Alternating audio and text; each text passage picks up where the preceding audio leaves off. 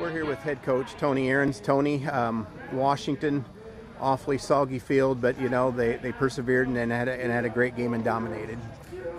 Coming into the game, they won the toss, and I'm surprised they didn't want the ball early, and then our kids got out there and Coach Malk did a nice job with a keep pass play where we dumped the ball off to Alice. He got down the sideline, got a score, and from that point, it was pretty much put them on their heels.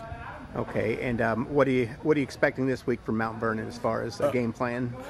Well, we got to make that trip first of all. And anytime you take a bus trip like that, you got to get your kids off up and get them ready. And then from that point, they're a spread team and they're going to throw the ball around, so we got to get lined up and play well. And our offense needs to stay on the field and try to keep them off.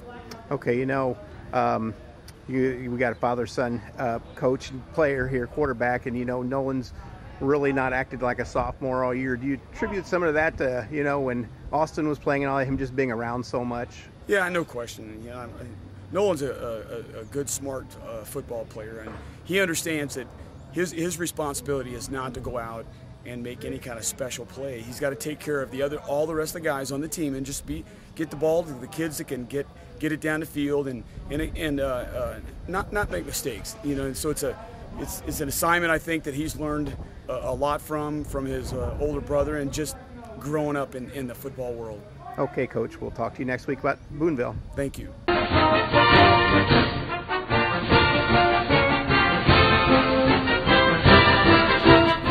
Coordinator Nick Eckert. Nick, a nice victory against Washington in a soggy field. What do you have to say about the defense's play in that game? Yeah, it was just nice. Offense scored early, which we wanted, so it put a lot of pressure on their defense because you never know what's going to happen in a game like that with rain and fumble possibilities and things like that. So it was nice to get the score. Offense did their job and took them out of their game right off the bat, so it made defense's job a lot easier. What are we going to see this week in Mount Vernon with their offense? They got starting a freshman quarterback, so I'm not sure what they're really going to do. They're usually a spread team. They'll mix it up with the run and throw a little bit, but I assume they're going to do the same stuff that they've been with the new quarterback, but we just got to be ready for both. We've talked about the interior linemen. We've talked about the backs. We haven't talked a whole lot about the linebackers this year. Senior leadership there, you got to be happy with what they've done this year. There's no doubt about it. Those guys do a great job up there behind the front guys, and makes their job easier when those guys up front are doing their job, so that way they can flow to the ball and read their keys and do a good job. Okay, good luck this week. Thanks.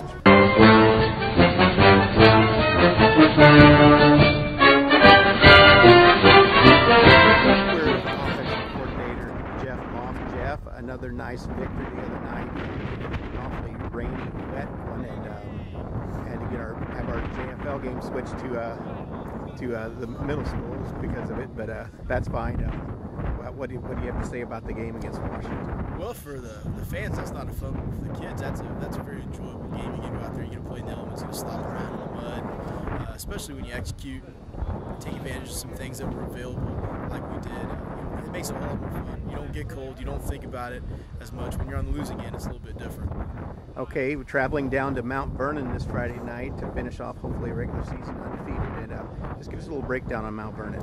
Mount Vernon, they're playing several young guys inside. They're about decent size. Typically what we'll see is a three-man front with 5 linebackers, and they'll walk those linebackers up to give you a 5 front with 3 linebackers. So, we're expecting a 3-5 or a 5-3. They've played a little bit of 7-2 against the Bone that we saw on film again with Vincent.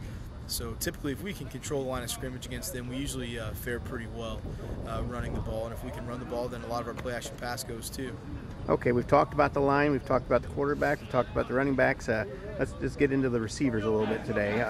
How do you think that they've fared this year so far? We've done pretty good. Normally we have quite a few more receivers than what we have. It's a pretty thin group this year, but Jesse Schmidt's done a wonderful job for us. He catches the ball. We've had a couple young guys step up with Zach Wood. He's able to play as well. And then really what we do is we use a lot of our tight ends. Nathan Wagner will split out from his tight end position and play receiver. We've used Austin Hollis as a receiver as well. And then we have a couple defensive guys we try and keep fresh by rotating them in with Nick Gobert and Devin Traylor and let those guys play our third receiving position there. And they've done a really nice job. All of those kids are very aggressive going for the ball, have good hands, and usually make something happen with it once they catch it. Okay, we'll talk to you next week. Thanks. Thanks, Joe.